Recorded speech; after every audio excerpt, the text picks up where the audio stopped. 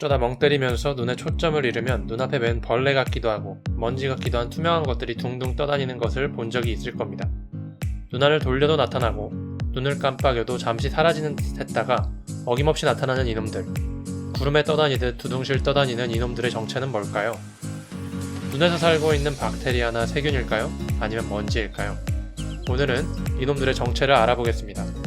일단 과학적으로 이들에게 붙여진 이름은 무스케 볼리탄테스라고 합니다. 라틴어로 날아다니는 파리들이라는 뜻이라고 하네요. 한국어 병명으로는 비문증이라고 합니다. 이들이 존재하는 곳은 눈의 표면이 아니라 안구 안쪽입니다.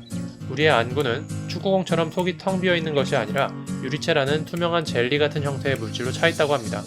이 친구들은 아주 작은 물질로 이렇게 유리체 속을 떠다닙니다.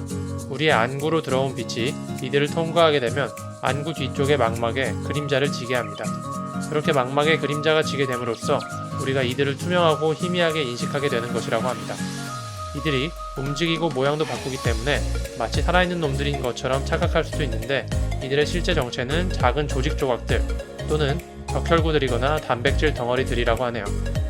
이들이 이렇게 유리체 속에 둥둥 떠다니기 때문에 우리가 눈을 움직일 때마다 이들도 같이 안구 안쪽에서 흔들리는 것이라고 합니다.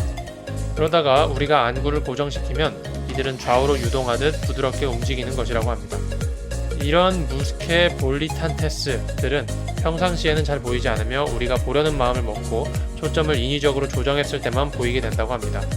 그리고 파란 하늘이나 눈이 내린 땅처럼 밝은 색의 배경을 놓고서 보게 될 때 더 잘 보이게 된다고 합니다. 하지만 평소에는 우리의 뇌가 이들을 무시하도록 프로그램 되어 있다고 하네요. 서울 아산병원의 자료에 따르면 비문증은 일반적으로 시력에 영향을 미치지 않는다고 합니다. 너무 신경을 쓰지 않고 자연스럽게 무시하는 것이 좋고 시간이 지나면 적응하는 경우도 있다고 합니다. 비문증에 신경을 집중하는 것은 정신적, 시간적으로 손해라고 합니다. 가장 좋은 방법은 안과 의사 검진을 통해 단순 비문증인 것을 확인한 후에 무시하고 잊어버리는 것입니다.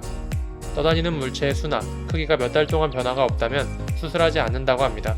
하지만 갑자기 검은 실의 개수가 늘어나거나 눈앞이 가려지는 듯한 증상이 느껴질 경우 안과 진료를 받는 것이 좋다고 하네요. 비문증을 치료할 수는 있지만 그 과정에서 다른 눈의 중요 부위가 손상될 수 있기 때문에 치료를 권하지 않는다고 합니다. 재밌게 보셨다면 구독!